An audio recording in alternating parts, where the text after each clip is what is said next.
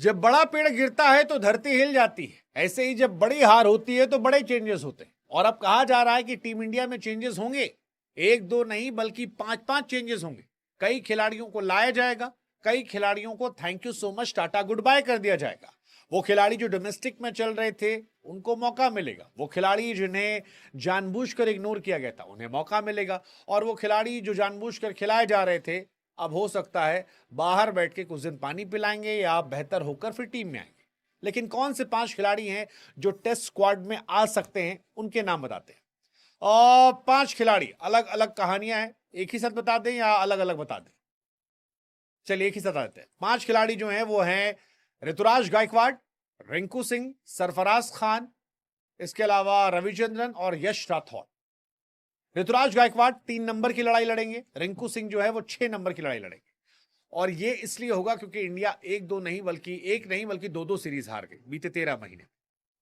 New Zealand से 0-3, south Africa से 0-2, और ये परेशान करने वाला था। और इसी के बाद बहुत सारे सवाल जो थे वो उठने शुरू हुए कि भाई साहब क्या चलेगा। ऋतुराज गायकवाड़, मैं पहले भी कह रहा था, अगर आपने पुराने वीडियोस देखे होंगे तो मैंने वहां कहा था कि जरूरी हो गया उनको लाना, क्योंकि अगर आप शुभमन गिल को रिप्लेस कर रहे हो तो एक ढंग का बैट्समैन ले आओ, technically sound batsman. Ruturaj Gaikwad को हर आदमी कहता है कि यार वो टेक्निकली साउंड है। उनका मसला बस इतना था कि T20 में उनसे तेज अभिषेक शर्मा खेल रहे थे, जायसवाल खेल रहे थे। अब यहां उनकी जगह पिछली सीरीज में बनती थी, लेकिन भगवान जाने क्यों उन्हें नहीं खिलाया जा रहा था, और इसी वजह से उनको बाहर रखा गया, तब लाया जा रहा है। रिंकू सिंह की भी कहानी कि बहुत समय से लंबे फॉर्मेट में उनको एंट्री की बात की जा रही थी। हालांकि ये पांचों चेंजेस जरूरी इसलिए क्योंकि इंडिया को अगर WTC 2027 क्वालिफाई करना है तो जो 9 टेस्ट बचे, जिसमें 2 टेस्ट श्रीलंका के सामने, और गौर कीजिएगा ये श्रीलंका में है, 2 टेस्ट न्यूजीलैंड के सामने, न्यूजीलैंड में, वहां भी इंडिया की हालत टाइट होने वाली, और 5 टेस्ट ऑस्ट्रेलिया के सामने इंडिया में।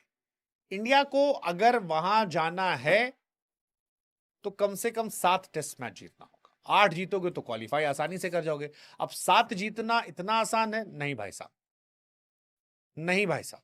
अगले 8 महीने में इनको बहुत चेंजेस करने पड़ेंगे। इस बार बड़ा मुश्किल लग रहा है, बहुत मुश्किल लग रहा है इस बार का, देखने वाली बात है। अब ऋतुराज गायकवाड़, देखते हैं क्या होता है।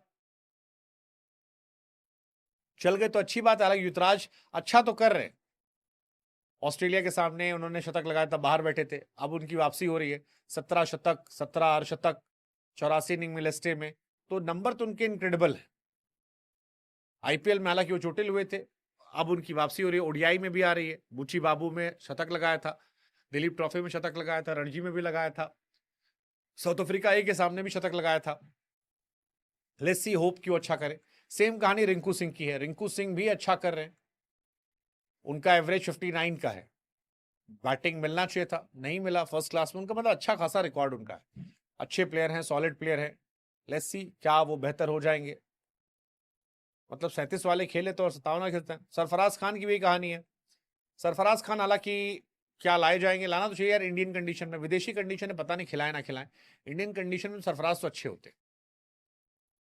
एक लड़का और है रविचंद्रन। रविचंद्रन का जिक्र इसलिए हो रहा है क्योंकि 13 मैच में 1180 रन के आसपास है, लगभग 78 का उनका एवरेज है। और रविचंद्रन के बारे में काफी चर्चा चल रही है। सैयद मुश्ताक अली में रन बनाए थे उन्होंने, तो लेट्स सी, देखते हैं। आरसीबी के ट्रायल में भी गए थे, वहां नहीं पिक हुए। यश राठौड़ एक खिलाड़ी, उनका भी नाम चल रहा है। और भी कई लड़के हैं जिन पे चल रहा है, नजरें हैं, बट इनमें से कौन आएगा पता नहीं। लेकिन मुझे यह पता है कि इंडिया को अगर WTC फाइनल खेलना है तो उसे बड़ा चेंज करना पड़ेगा, सीरियस होना पड़ेगा और ज्यादा, और फोकस होना पड़ेगा, डोमेस्टिक पे और निगाहें रखनी पड़ेंगी। Even I will suggest you can try Tilak Varma, he is a damn good player, can try.